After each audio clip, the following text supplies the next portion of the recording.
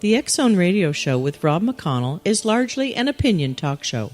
All opinions, comments, or statements of fact expressed by Rob McConnell's guests are strictly their own and are not to be construed as those of the X-Zone Radio Show or endorsed in any manner by Rob McConnell, rel-mar McConnell Media Company, the X-Zone Broadcast Network, its affiliated networks, stations, employees, or advertisers.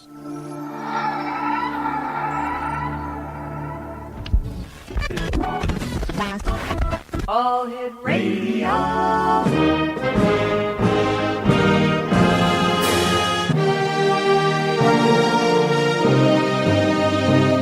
Welcome to the X Zone, a place where fact is fiction and fiction is reality. Now, here's your host, Rob McConnell.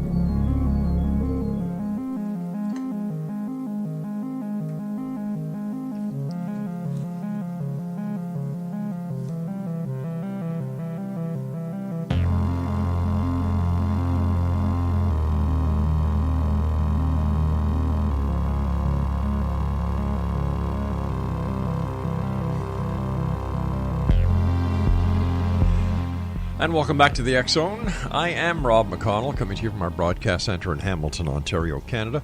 And you're listening to us on the iHeart Radio Network, Talkstar Radio Network, Mutual Broadcast Network, and X-Zone Broadcast Network. To find out about the programming we have available for you 24/7, 365, visit www.xzbn.net. My guest this hour is paranormal researcher, writer, published author, and lecturer, Nicole Strickland.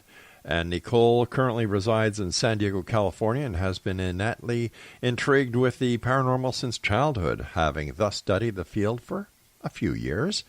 She has been actively investigating historical landmarks and private residences for paranormal activity since the early 2000s after a profound experience with the spirit of her beloved grandmother. Joining me now is Nicole Strickland. And Nicole, first of all, thank you so much for joining us tonight here on the X-Zone. And tell me about this experience that you had with your grandmother. Absolutely. Thank you so much for having me on. I've heard such great things about your show, so I'm really honored. Thank you, dear. Yes, I was always very close to both of my grandmothers, actually, but my mom's mom, my maternal grandmother, had congestive heart failure when I was a senior in college back in 2001.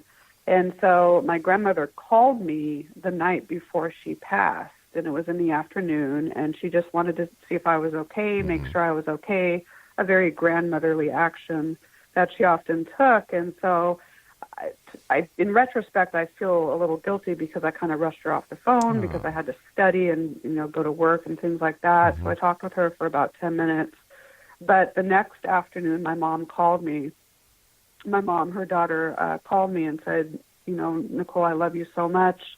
And I knew right then that something bad had happened. And then she proceeded to say, but Grandma passed away early this morning. And, of course, I was just devastated. I felt, my heart sink, and I just felt like a part of me had died. So I went home to San Diego for the funeral services. And then when I got back to my apartment in college, which was at the University of Arizona, I started having odd experiences in my apartment. They first commenced with my bedroom door and the front doorknob rattling of its own volition. Of course, I tested it to make sure it wasn't, a next door neighbor or the neighbor behind or underneath me, things like that, any sort of external vibration. And I couldn't come up with anything to explain it. So I just bookmarked those experiences and just chalked it up to something weird. And then a couple of nights later, I was on my bed studying for a midterm, and I felt the disembodied caress of a hand touch my face. And it was interesting because it felt as if it came from someone that I dearly loved. That's when I started connecting the dots and thinking, oh, my goodness, is this my grandmother trying to make contact with me? Another couple of nights passed. Again, a couple of nights later, I was on my bed again studying for this midterm when I noticed out of my left peripheral vision, I saw a glowing light. And so I took notice, looked to my left, and standing near my closet was my grandmother's apparitional form. She looked to be about 10 years younger. She was adorned in her favorite royal blue and white house dress that she liked to wear. and she looked as though there was like a spotlight behind her shining against her back. And she didn't really talk to me or anything like that. It was just more of a smile on her face. Mm-hmm. She stood there for maybe about a second, which was quite long to have a sighting. And then she demanifested, if you will. And that happened again for a few nights, few consecutive nights. And that's when I told my mom about what I was experiencing. And I told her everything, was very descriptive, and my mom and I both agreed to openly talk with my grandmother, her name was Helen, and let her know that the family is okay, that we're okay, and that she's free to move on to wherever that may be. And after we did that, the experience has stopped. So I think in retrospect, I feel that it was just her last way of before she, transitioned into spirit, to make sure that we were okay. And that experience was so profound that it started my trajectory as a paranormal researcher, and the rest is history. So, what a wonderful event.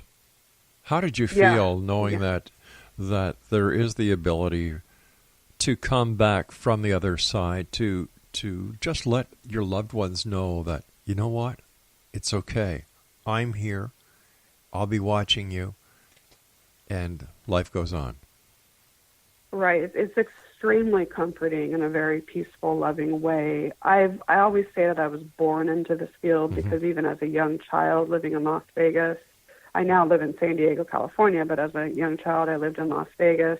I had experiences from, starting when I was 2 and 3 years old there, and so I think that I've always been on the intuitive side and can sense spirits and ghosts and spirits, if you will. But when I had this experience with my grandmother, it taught me a lot, and it further just solidified for me that there is a lot more to life when we die. I do think that we do go somewhere beautiful, and that we're able to still communicate with our, earthly loved ones, if you will. So it's a very comforting and very peaceful feeling. I thank my grandmother for that. It's just, she really, it was, I credit her for my journey as a paranormal researcher. So it's very comforting. I look at life as follows, that, Mother Nature teaches us so much in life. And when I look at how a caterpillar goes from the stage of being a caterpillar, goes into the cocoon and exits the cocoon as a butterfly, I look at the caterpillar entering the cocoon as the stage that we call death.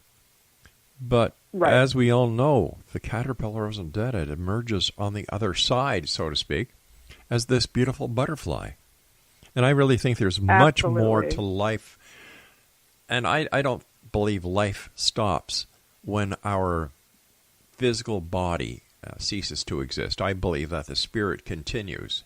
And I think that we're on the cusp of learning a lot of things thanks to researchers like yourself and other people who dedicate themselves to trying to understand what goes on once this physical manifestation of ours, goes.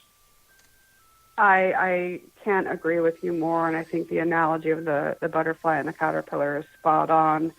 I feel personally that each stage that we have in life, right now being me and you in the mortal realm, it's a learning experience. Then when we move on, we evolve to something even greater. And I think each of those lives, if you will, is a learning experience and just a whole new environment for us to grow, for our souls to grow. So I absolutely believe with you that death is, in a way, like a rebirth. And, it's, I guess we're going to know the secrets of the universe when we get there one day. But I don't think death should be something that we fear. I think as paranormal researchers, at least for myself, I'm starting to understand that concept more, and I'm able to deal with the deaths of my loved ones much better now that I understand a little bit more about our mortality and about, the spiritual realm. So I absolutely agree with you. I was speaking to another guest earlier today, Dr. Alexandra Churon, in Port Moody, British Columbia. And she was saying that our society, ever since we started to put our loved ones into funeral homes, the fear of death has increased. because we don't have that final closure, and that, of course, Hollywood and the different television shows certainly haven't added to the positive aspect of death. And I don't mean that lightly, but, when you look at The Walking Dead, the zombies, this, that, and the other thing, I think they go overboard in trying to abuse the fact that death is imminent. From the moment you're conceived is the moment you start to die in actuality.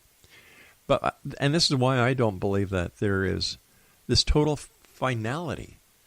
It doesn't make sense. I think that once this is just like a book on a bookshelf. We're finishing this book and we move to the next one. Absolutely. And touching upon, Hollywood, the media, mainstream media, and, the TV shows, while they have given people a glimpse into paranormal research and maybe have catered to the increase, the increase in wanting to delve into the field, I do believe that in many ways they stagnate our understanding of mortality and what may, happen after death. I agree with you. We always say, my teammates and I always have a nickname for these TV shows, and that we call them para-attainment shows, and that's exactly what they're here for. All our right. Entertainment. They do little to really shed a light on what happens when our Nicole, we've got to take our break. Instructions. Please stand by, dear Exo Nation. Sure, absolutely. Nicole Strickland is our special guest. www.sandiegoparanormalresearch.com, and we'll be back after this break. Don't go away.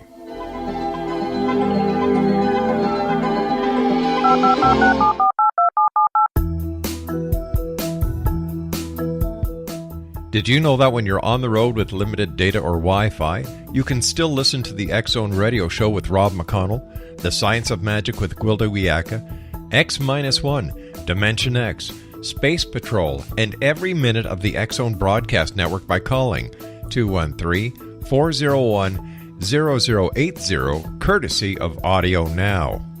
No smartphone, app, or internet needed. It saves your data plan, and it's free if you have unlimited minutes. Call 213-401-0080 to listen on any phone, anytime, anywhere. Remember, 213-401-0080 for the best of the paranormal, parapsychology, and sci-fi radio programming anywhere, 24/7, 365.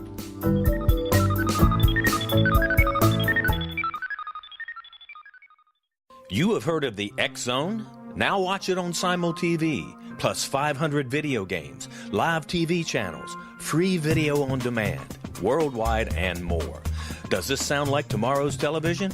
Well, it is, but you can have it today, right now. It is Simul TV. Simul TV offers what the others only wish they could provide. 15 exclusive channels like X-Zone, Sci-Fi, and Horror. We are worldwide. No other provider offers that.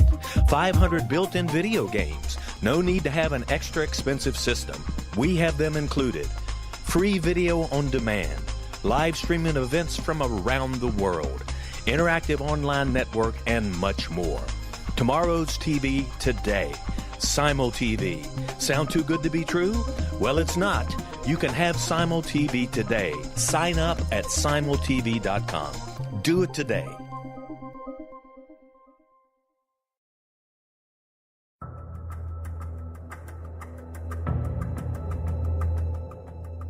Modern Esoteric, Beyond Our Senses by Brad Olson, consummates the lifology story about where humanity originates.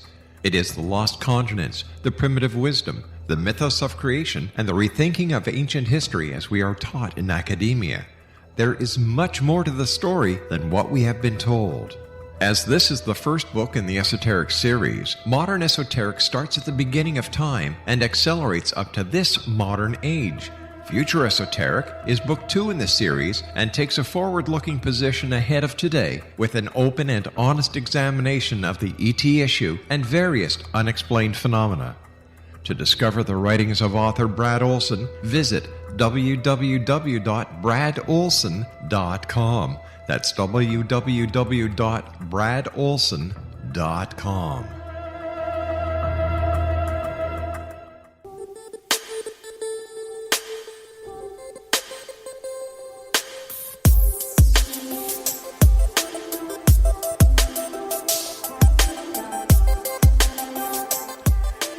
Exonation, my guest this hour is Nicole Strickland, and Nicole is with the San Diego Paranormal Research Society, and their website is sandiegoParanormalResearch.com.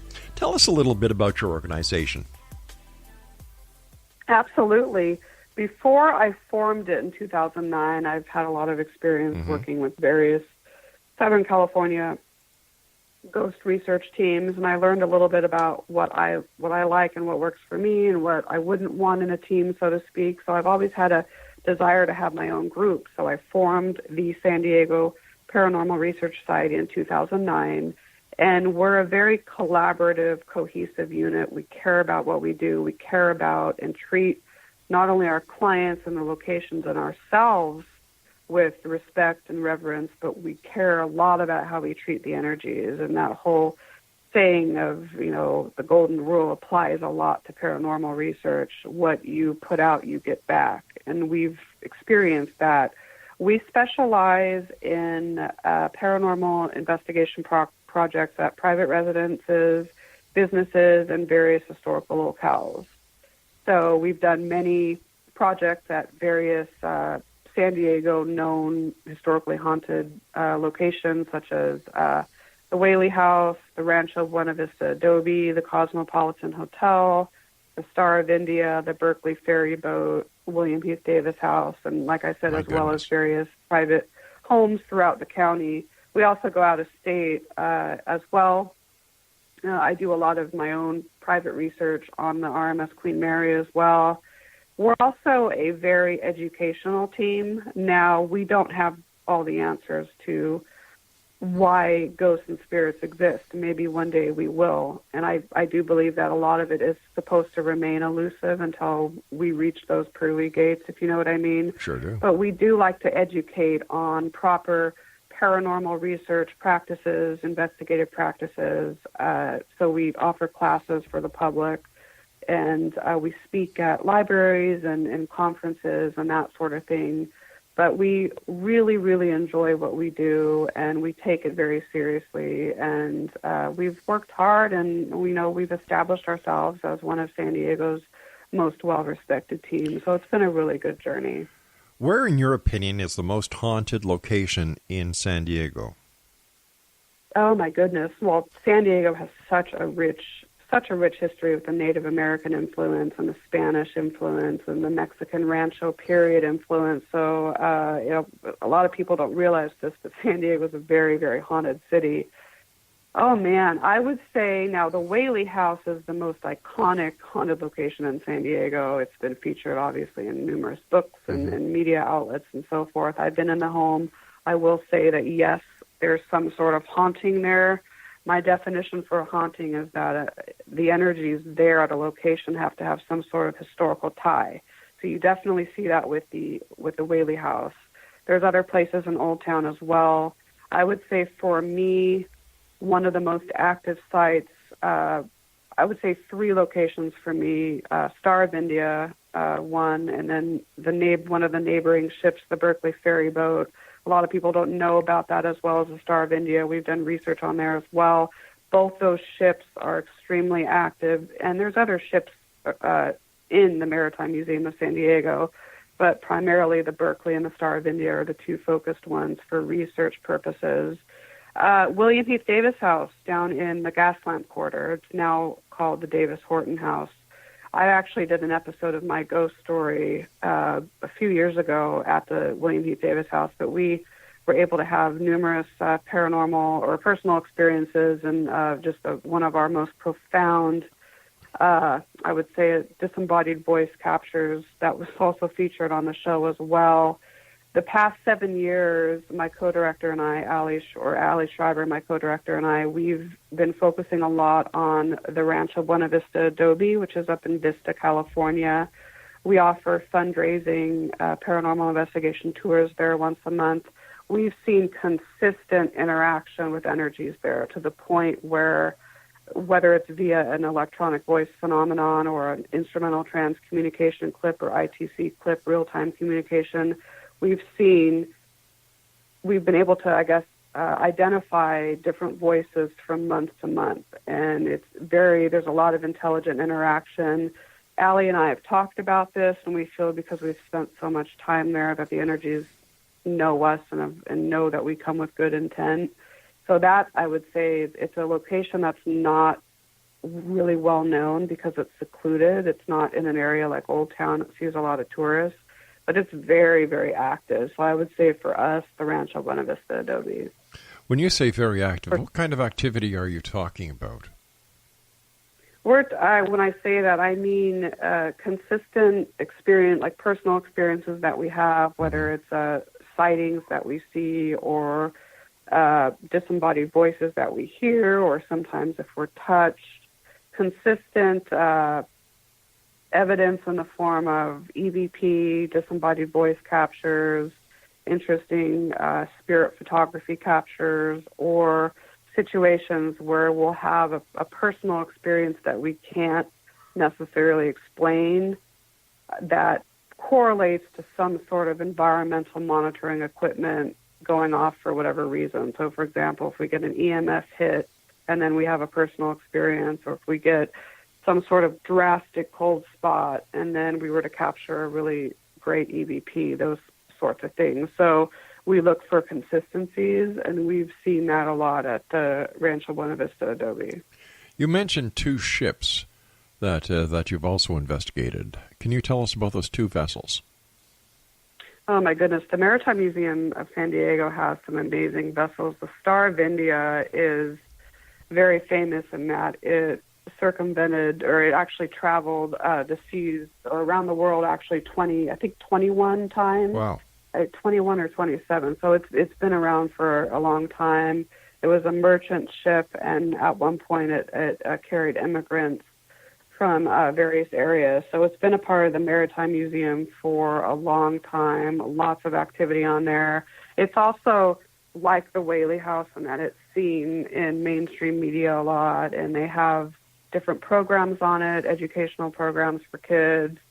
There's an annual event called the Festival of Sail, and it does still sail. I mean, it's an extremely old ship, but it does still sail every once in a while. The Berkeley ferry boat actually hails from the San Francisco-Oakland area, and so it ferried passengers back to and from their destinations. It's really known for the fact that in the 1906 earthquake, San Francisco earthquake and fire, it actually carried many passengers, surviving passengers, to safe destinations. Again, with that vessel too, they have a lot of events on there, educational programs, weddings, even.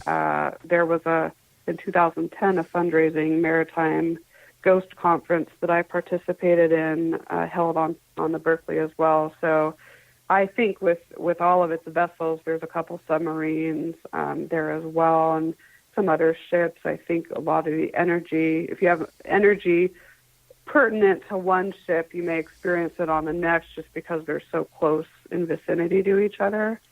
But if you ever come to San Diego, whoever's listening, please visit the Maritime Museum of San Diego because it has a lot of history.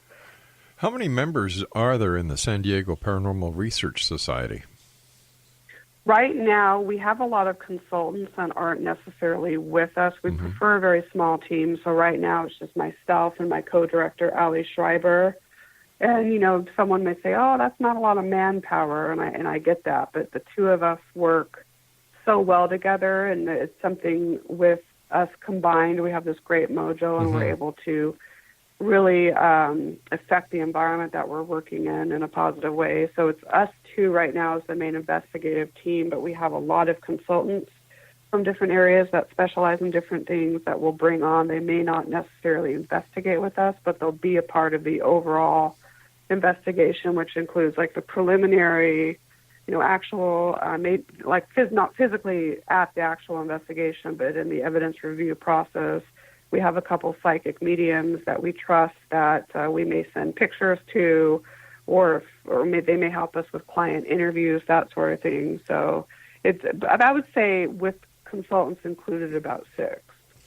I think a lot of the groups that have a vast number of people who go out onto an investigation are actually working against each other. I love the way that you and Ellie work together. I agree, and I've actually been in that situation where, you know, we've gone to a small house or a small historical location, and you have just so many people there, and then you get human contamination of evidence and things like that. So I absolutely agree. I prefer to have a smaller amount of people, and even if it's a large location, I just still prefer it, because then you can be more cohesive and more collaborative. And I find, too, with larger groups of people that egos get in the way and there's competition amongst one another. So we try to avoid all that by just having, you know, just Allie and myself. So it works well. Sounds like you have a winning combination there. Yeah, I would say so. All right, stand by, my dear. You and I have to take our news break at the bottom of the hour. And X-Zone Nation, our guest this hour is Nicole Strickland. And she is with the San Diego Paranormal Research Society. The website is www.sandiegoParanormalResearch.com. This is the X-Zone. I am Rob McConnell. We're coming to you from our broadcast center and studios in Hamilton, Ontario, Canada. And if you'd like to read the latest copy of the X Chronicles newspaper that we always put up there for you, the members of the X-Zone Nation, no matter where you are on this great big planet of ours, www.xchroniclesnewspaper.com. And to find out about the programming we have available for you 24/7, 365, visit www.xzbn.net. Nicole and I will be back after this news break, so don't go away.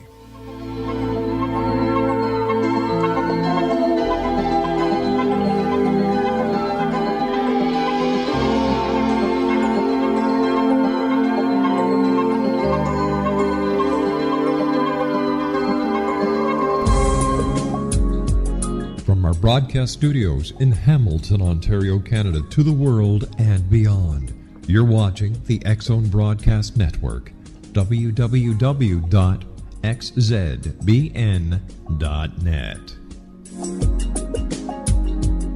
AVS Media Demo. You have heard of the X-Zone? Now watch it on SimulTV, plus 500 video games, live TV channels, free video on demand, worldwide, and more.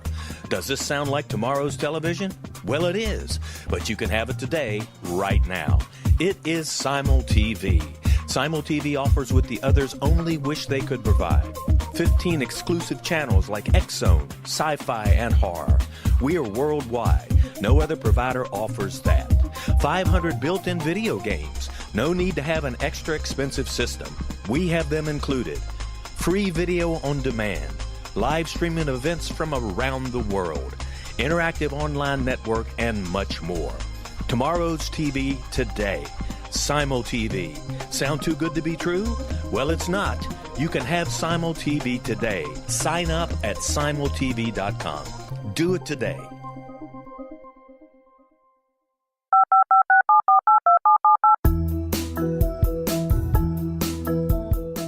Did you know that when you're on the road with limited data or Wi-Fi, you can still listen to the X-Zone radio show with Rob McConnell, The Science of Magic with Gwilda Wiyaka, X-1, Dimension X, Space Patrol, and every minute of the X-Zone broadcast network by calling 213-401-0080, courtesy of Audio Now.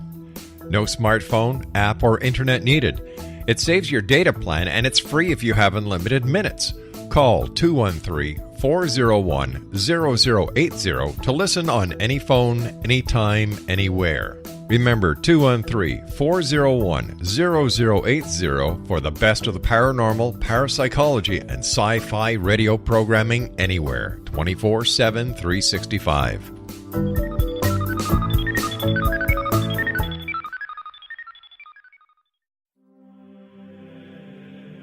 Rob McConnell here, presenting an overview for Nicholas Paul Jennings, author of a fascinating book, Amen. It presents facts revealed by Egyptologists, facts that enable us to understand why Amen is the beginning of creation of God. It provides recommendations for religious leaders of the major religions to unify their beliefs and teach the Word of God. Love one another. Amen informs people how mankind conceived God.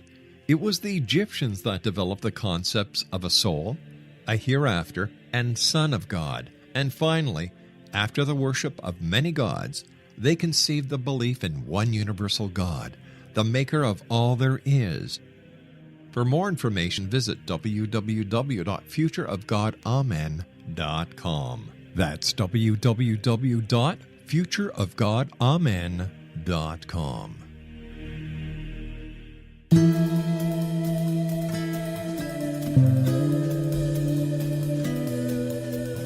Exonation Nicole Strickland is our very special guest, and she is one of the two people behind the paranormal group in San Diego called the San Diego Paranormal Research Society. She is the founder and director, as I said, of the San Diego Paranormal Research Society, and serves as the team's audio specialist and historical locations case manager. Nicole has worked with various Southern California research teams prior to developing SDPRS in 2009. She was also a core member of the Ghost Research Society from 2009 to 2017, serving as the Southern California Area Research Director. Nicole also serves as a consultant to World Paranormal Investigations, as well as a California representative for the American Spectral Society. Once again, the website is www.sandiegoParanormalResearch.com. Nicole, if somebody calls you up, let's say I was living down in San Diego and I called you up and I said, "Hi, Nicole, it's Rob. I live at 123 Cherry Lane." I hope there's not a 123 Cherry Lane. Anyway, I think my house is haunted. Can you come over and see what's going on? Take me through the process that you would take to check out whether or not the house is haunted or not. Oh, absolutely. Great question. We are very, like I said, very protocol driven, and there's a process for everything. So just to start off, we're very selective with what types of clients we take on. If we get any red flags, so to speak, or if we feel that the clients, they have some sort of physical or mental disability that perhaps a paranormal investigation would maybe exacerbate, we won't, and we'll explain to them, we won't take it on. But for those clients that seem genuinely concerned about their situation, in other words, they're not just wanting us to come out because they're trying to get media attention or anything like that. They're legitimately concerned about their location. What we do is we have them fill out a general investigative request questionnaire, and we ask a few questions, just getting to know a little bit more about the situation. And once we get that, we review it. We will then do a preliminary phone call with them, and that's basically just to establish rapport, learn a little bit more about perhaps what they didn't mention on the questionnaire, and to see if there's consistencies or inconsistencies with what they said on the questionnaire and what they're talking to us on the phone. And then at that point, we tell them a little bit about our team and about our process, and then as a group, so us and the clients, prospective clients, will decide whether or not we want to proceed with an on-location or on-site client interview. So when that happens, we go out to the location. We'll interview the clients separately to avoid power of suggestion and bias and things like that. And it's a pretty detailed client questionnaire. We go with the flow of the interview, so we may ask question 1 and then question 69 next, so we don't just go down the list. We go with the flow of the interview. We get permission to record just in case because we take notes as well, but in case we miss anything, we can go back and listen to the recorded interview. And then at that time, we have the clients take us on a walkthrough of that location, just so we can see the location, see if there's any safety issues or anything that we know right away can have a logical explanation for what they're experiencing. We'll take baseline photographs of every room, different angles of the room, do a general electromagnetic field frequency sweep just to get baseline readings, same with temperature, things like that. And then we decide at that point whether or not, well, maybe not at that point, but we decide as a group whether or not to proceed with an actual investigation. So if we do, sometimes it's just an educational session where we just go out and we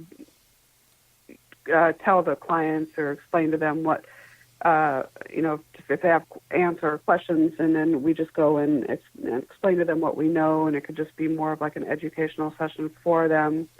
But if we do proceed with an actual investigation, we'll set a time for that. And usually we do it at night. I get a question a lot of whether it should be done during the day or during the night.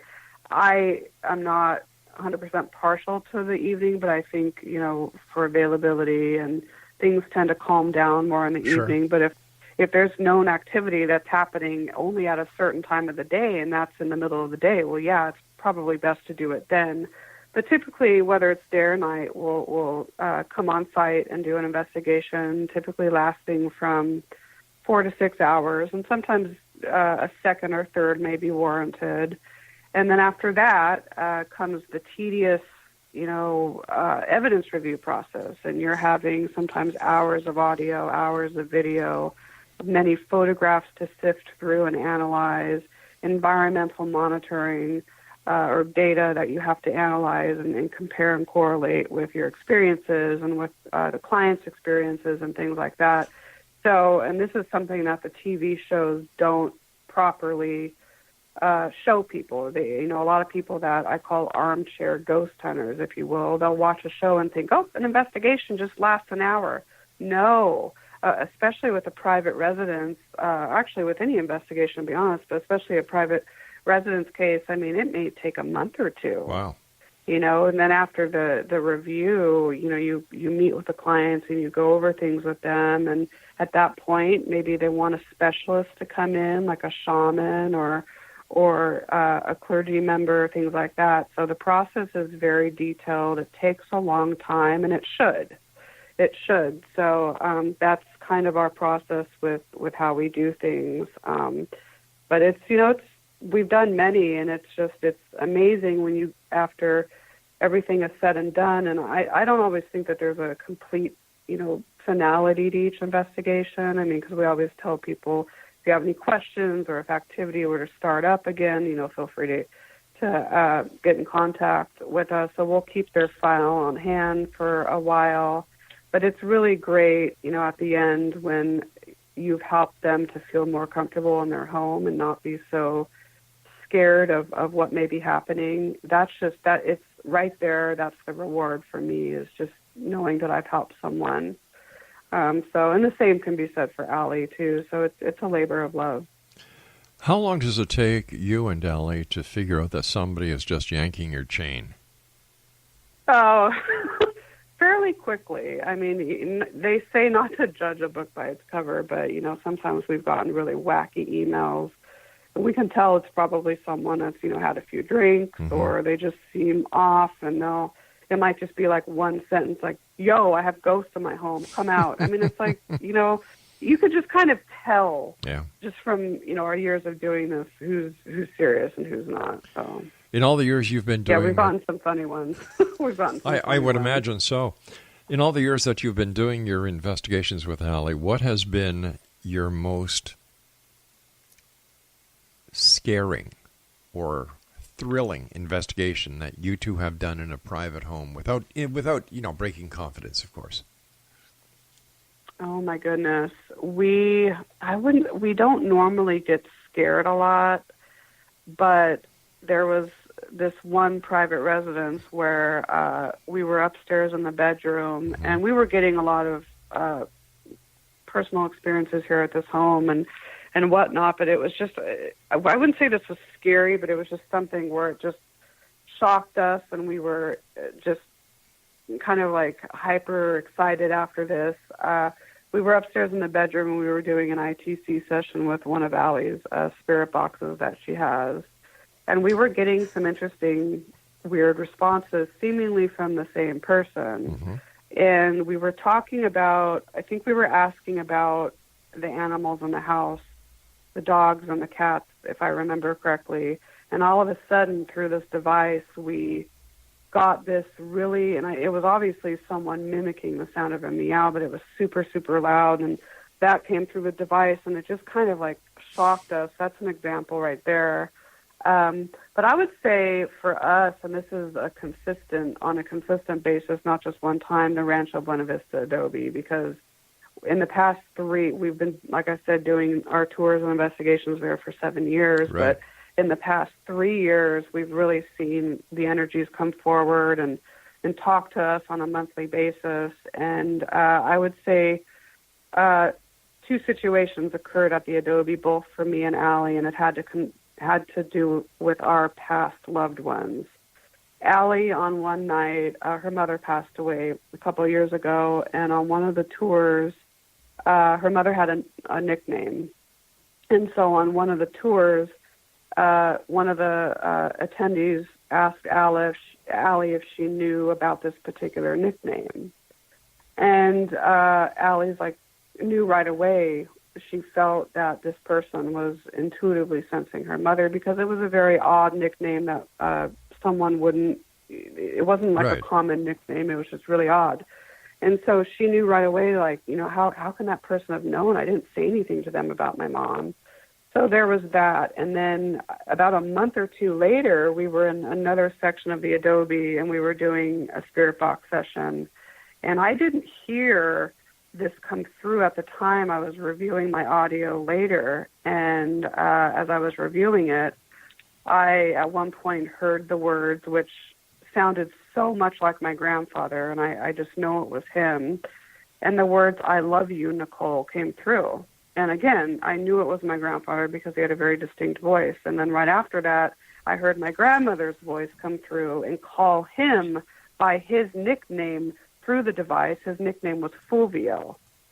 So I heard, right after he said, "I love you," I heard my grandmother's voice come through and say, "Fulvio, go home, dear." Oh, my God. And I just, I literally, had to take my headphones off, and I just sat there. And I think I even got tears in my eyes. So we've had, both Allie and I at the RBVA, Rancho Buena Vista Adobe, have had very special experiences with our dearly departed loved ones. Right, stand by, dear. You and I have to take our final investigation. break. Exo Nation, Nicole Strickland is our guest, www.sandiegoparanormalresearch.com. We'll both be back as we wrap up this hour here in the X Zone from our station, studios, and offices in Hamilton, Ontario, Canada.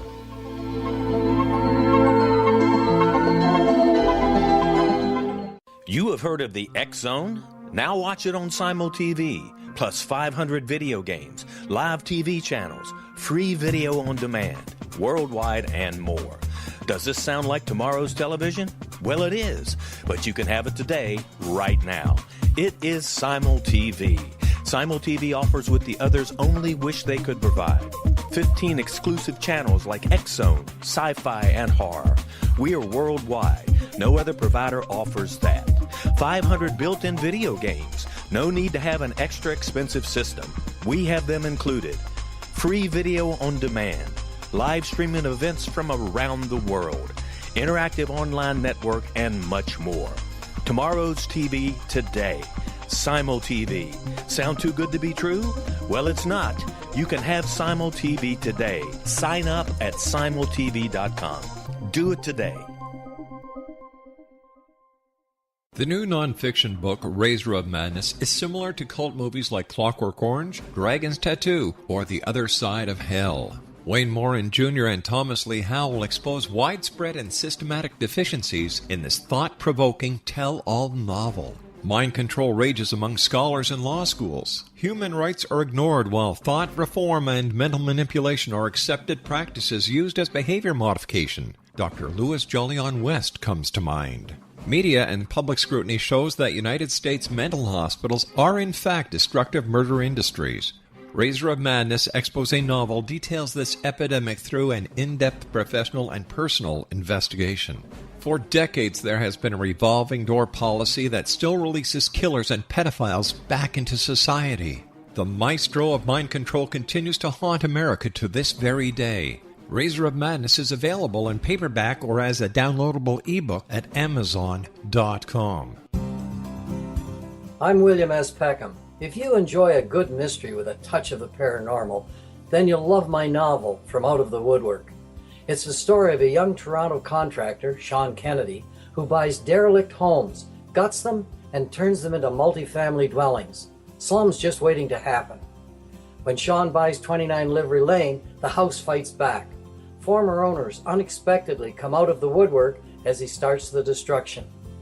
The apparitions come to him when he touches old books, reads hidden letters, rummages through old boxes, finds a locket, or reads a discovered manuscript of a murder mystery. From Out of the Woodwork will take you from 1899 to the horror of the World Trade Center, September 11, 2001. Check out From Out of the Woodwork on my website, www.williamspeckham.com.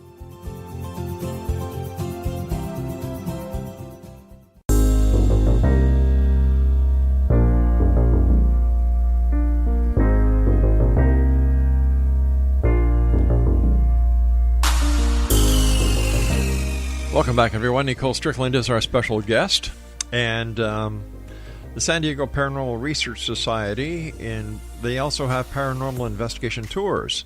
Exonation, the Spirits of the Adobe tours at the Rancho Buena Vista Adobe in Vista, California.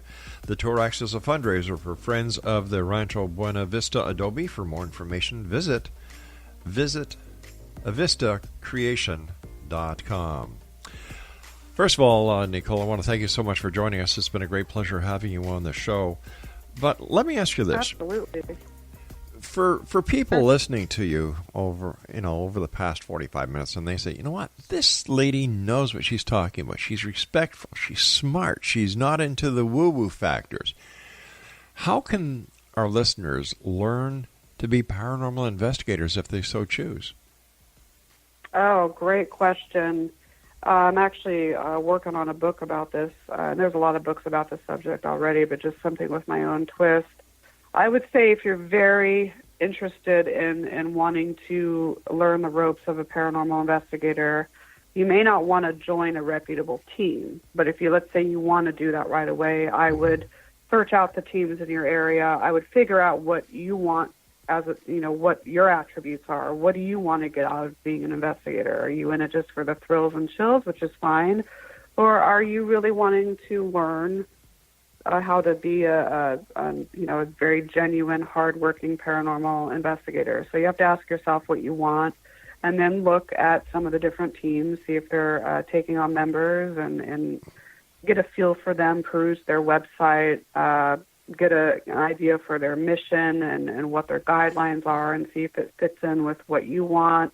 There are also various meetup groups. Some are reputable, some aren't, so you may want to search out some meetup groups. Conferences are another really good way to learn about different aspects of the paranormal and supernatural, so find conferences in your area. I know up in the Pacific Northwest, and I've been a speaker here 3 times in a row. The Oregon Ghost Conference by Rocky Smith of Northwest Ghost Tours is its president. Very, very, very reputable conference up in that area, as is the Port Gamble Ghost Conference, put on by Pete Orbea. I know that a lot of listeners may be up near Canada and in that general area. But conferences, like I said, see if libraries or local community centers have anyone teaching classes. Sometimes teams offer classes for paranormal investigators. Books, too. Get your hands on books. Maybe there's some instructional YouTube videos. I would just try to get as many resources as you can and review those, and then you can decide for yourself if it's something that you may want to delve into further. Tours, too, like our tours, for example. Mm-hmm. You can even ask a team and say, I'm interested in becoming a paranormal investigator. Is there a way I can shadow your group on an investigation? That's another way. So I would just try to exhaust all those measures and see what works for you. So that's my advice. Where do you see this field in the next 10 years? Oh, my gosh, good question. I think we're at a crossroads. I think that we're on the cusp of really learning a lot more about this field. However, I do think that one big pollution, if you will, that is getting involved in our field right now is people's egos and being in it for the wrong reasons. I see a lot of teams that are like us that are dedicated and genuinely passionate about what we do. And then I see some people that are just in it for the thrills and chills, and there's nothing wrong with that. I see people that are in it but just are so into competition and ego and wanting to get famous and all that, and basically exploiting the field because of that. I see too much of that. So I think that if we can lessen the ego, get rid of it, put it on a shelf, if you will, I think it's going to open the doors for us as researchers and allow those that are really, really dedicated to, develop more theories and methodologies and test hypotheses and that sort of thing. So I see, like I said, that we're at a crossroads, but I'm going to be positive, and I do see it evolving because I think it has in many ways. So I do see it continuing to evolve. I don't know if we're ever going to find the answers that we're seeking, but I think that we're going to understand the more we work hard in the field, the more we're going to understand. So a lot of work ahead of you. Yeah, pretty much. But it's passion.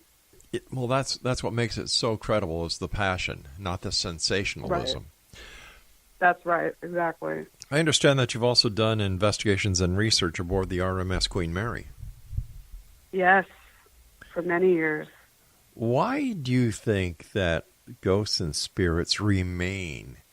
For example, in the Queen Mary, in ghost towns, in the well-known haunted locations around the United States and Canada. Why don't these spirits... I think that there's... Yeah, oh, go ahead, sorry. No, I was just going to say, why don't these spirits cross over and enjoy the rest of eternity? Yeah, that's a question that I'm not sure we're ever going to be answered, or that we're ever going to be able to answer. I think a lot of it is by choice. I think some may feel stuck and not know how to move on and need that facilitation. Others, like some energies on the Queen Mary, like where they are. They prefer being earthbound, and they want to stay where they are. So I think it just has to do a lot with choice, or just maybe not knowing how to move on. But some there's theories about some having unfinished business that they want to do here before they move on, or maybe they're attached to a certain antique or item and they don't want to part from that, or maybe they like being around their loved ones and just or a certain home or a certain building and they don't want to leave. So I think there's various theories. I don't think if anyone were to come on and say, I have the answer to that, they'd be a fraud, because we don't know why. But, I think that a lot of energies may decide to move on and go from a ghost to a spirit, if you will. And then they have the free will to come back and visit however much they like. So I think it just depends on the entity and their particular situation. In your opinion, what are the top 3 golden rules when conducting an investigation? Oh boy, respect and reverence, that golden rule. That is, I would say, the most important. What you get out or what you put out, you get back.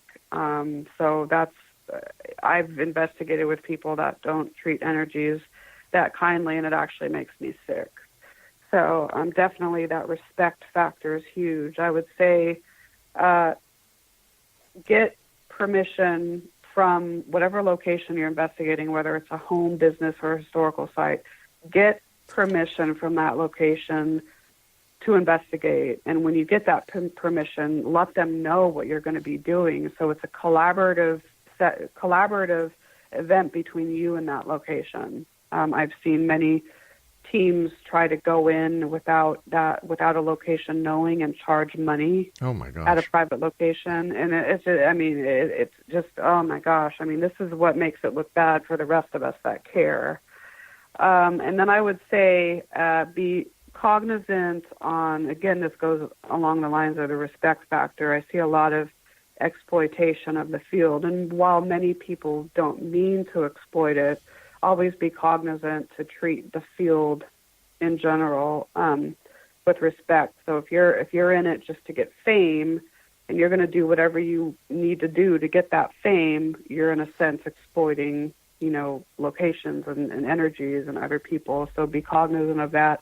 I would say those 3, those come to mind for me. And then, just go in it with a nice, positive, open mind. Don't ever delve into this sort of work if you're not feeling well, or if you're in a bad mood, or if you have any sort of weird health condition that could be exacerbated or made worse by investigating. So know what you're doing, and have that collaborative mindset, and respect your teammates and for their viewpoints, because no man is an island in this field. Right. Everyone has something to bring to the table. So those come to mind for me. What is your opinion on, there are a number of ghost research organizations that are into the demonic aspect. Mm. And I've got about a minute left, and I'm sorry, I should have asked you this question earlier. No, it's okay. But how do how do you as a professional see certain groups pointing to the demonic entities at any given time? Oh my gosh, I'll try to answer this in a minute or less. I think a lot of these TV shows in mainstream Hollywood has caused this. Yeah. And I've seen demonologists sprouting up all over the place when there really isn't a need for this. I personally believe that if there is such a thing as a demon, that it's extremely rare. I think that a lot of people might misconstrue something that's truly malevolent with something, with maybe just a lower level entity, someone that maybe had a bad life and is carrying on that personality in death. I also believe in thought projections and tulpas, and that it's very easy for an investigator to project his or her own negative thoughts onto the environment. Okay, so I'm seeing a lot of that, and I think Nicole, that is being misconstrued. Nicole, I hate to do this. We've run out of time for tonight. We'll have you back on so we can continue this very interesting conversation. Thank you for joining us. It's been a great pleasure talking to you. And please give our best to all the other members of your research group. And Exonation, if you'd like to contact Nicole, visit her website. And I'll give it to you one more time, www.sandiegoParanormalResearch.com. I'll be back on the other side of the news at 6.5 minutes past the top of the hour as we continue here in the X Zone from our broadcast center in Hamilton, Ontario, Canada. Don't go away.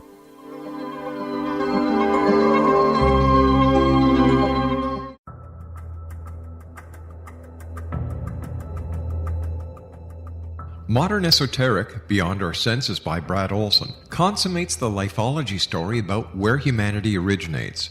It is the lost continents, the primitive wisdom, the mythos of creation, and the rethinking of ancient history as we are taught in academia. There is much more to the story than what we have been told. As this is the first book in the Esoteric series, Modern Esoteric starts at the beginning of time and accelerates up to this modern age.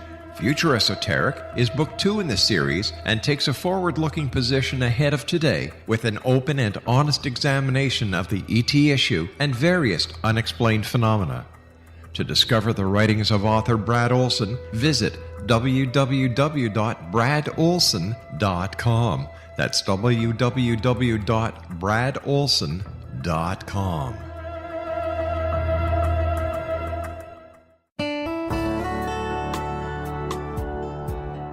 Are you or is someone you know struggling with addictions, depression, anxiety, relationships, low self-esteem, lack of confidence, grief, success, and prosperity? Do you know that your subconscious belief plays a big role in the outcome of your hard work? We can help you permanently change the beliefs that may be the reason for your struggles and failures. We care about getting you the return on your investment and the results you are looking for. We can help you be free of the limitations of your past and in realizing your highest potential. We work with people by phone and Skype. For more information, visit us at www.ritasoman.com. That's www.ritasoman.com.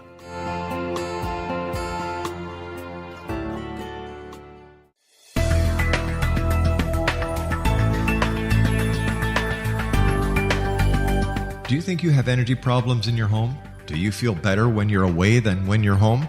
Joey Korn is a global leader in the world of dowsing who specializes in personal energy clearing and space clearing.